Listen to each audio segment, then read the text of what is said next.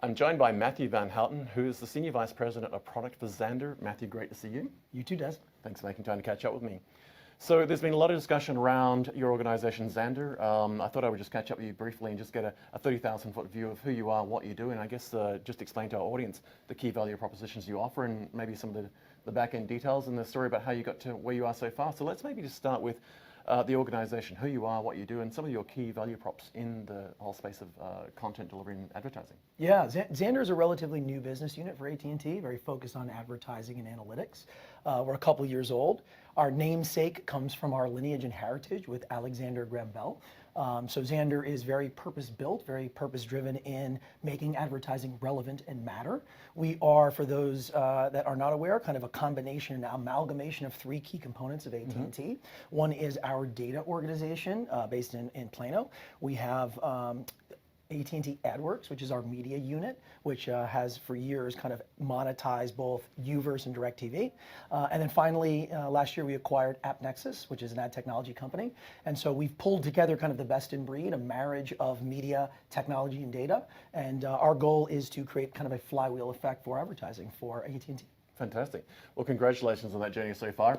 To the best of my knowledge, you were launched in 2018. That's right. So you've had the better part of a year or so under your belt.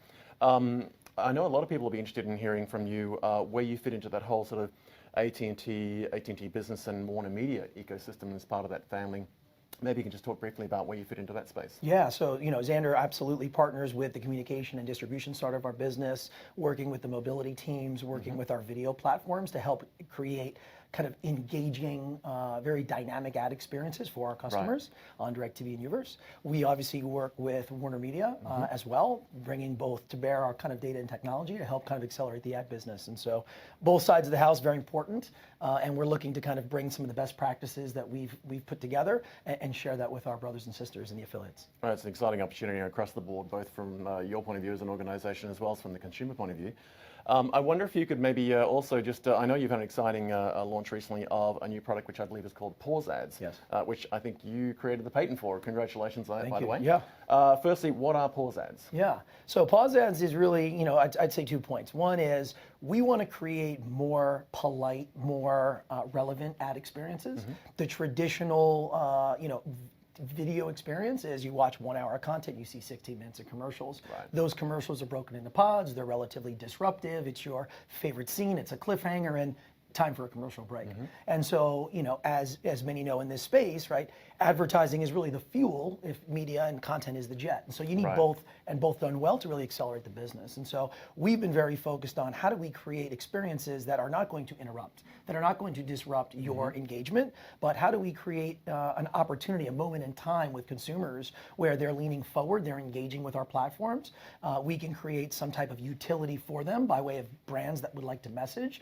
And so Pause Ads is certainly the first of kind of many opportunities we have to kind of reinvent advertising in a way that we can again bring more targeted, more relevancy, and so far we've had a great response. That pivot from the traditional legacy fixed screen, fixed time content, the ads being inserted all the way to now we've got, I guess, more permanently digitally connected consumers and they're on mobile devices.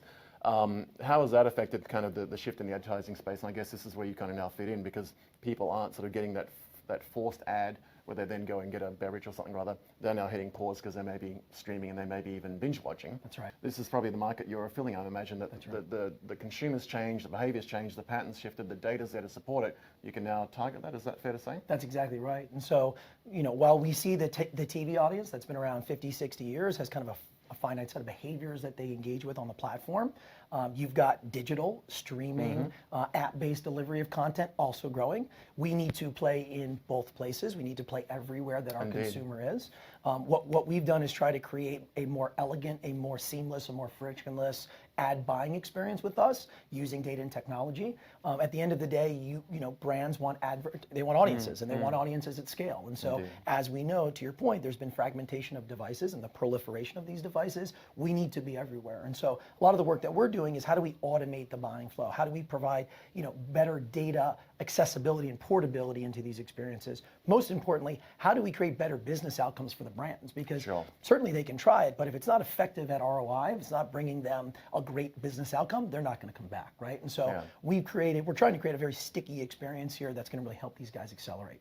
So addressable, what does that mean in your world? Yeah, great question. And I would say we put out, Xandr, kind of a relevance report that we did last year, and we did a lot of market research on it and brand recall and all the kind of the key metrics and KPIs you would expect really kind of jump off the page with addressable.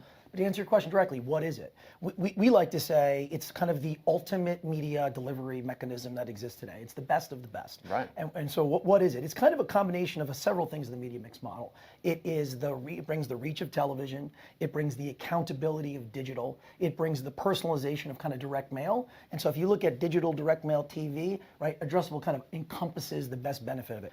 And now we have an opportunity to just really try to hit with that best possible message at that time. And that's the benefit of that technology. We've been kind of a market leader in that space. That was a large part of the capabilities that came to us via the DirecTV acquisition several years ago. And we continue to really drive that forward for us at Xandr, kind of being at the tip of the spear of advanced TV advertising. Right. It seems to me underpinning all of this that when we think about what you're enabling, you're creating this opportunity now for organizations in the retail space to really leverage data-driven decision making. That's right. In the sense that you're not really just purely advertising now, you're providing information that is part of that buying experience, and at any point in time I can decide when I'm ready to buy, but the preparation to get to that purchase is smarter and smarter and more targeted, and also a more intimate relationship with me, because at some point I'll give you the information I'm comfortable with, but you can make decisions based on that data and feeding you to give me better and better quality content. I think to me, this is a major pivot that you've managed to pull off, and congratulations on that. Yeah, thank you. I think consumers are going to be positively surprised by what this means, because having seen the demos myself, I was very positively surprised that I wasn't actually being advertised to, I was being informed, and I think that's a neat pivot that you pulled off. I think some of the benefits of addressable, in addition to that, is you have really the ability to kind of frequency cap a message. Right. So, we know kind of the sweet spot. If you've seen that ad 4 or 5 times, it actually has diminishing returns. If you've seen that ad 1 or 2 times, right, you may not recall it. And so through, exhaustive research, we understand kind of how do we get that message to the right person and do that in a way that it's very kind of thoughtful. And so that technology certainly allows us to do that in a big way. There's some exciting new emerging technologies that we hear a lot of. I mean, 5G is one that's on the tip of everyone's tongue. So I'd love to get your thoughts, just as a final wrap-up, if we could, on where this fits into your space, because I know with all of this, you've got a lot of information being captured. I'm sure you're leveraging loads of edge networking, edge compute, a whole bunch of that locality data and artificial intelligence, machine learning. But 5G seems to be one of the really big shifts that's coming that you can leverage, because it's got the mobility connectivity piece, you've got higher volume data, low latency. Let's just start with 5G. What's that going to mean to you? Oh man, we are so excited about 5G. 5G is going to unlock a tremendous amount of capabilities for us, especially on the ad front. When you think about the seismic shift between 3G to 4G and opening up the sharing economy, things like Uber and Airbnb, I think you're going to see a very similar functional step change when 5G comes. What does that mean for me as the ad guy?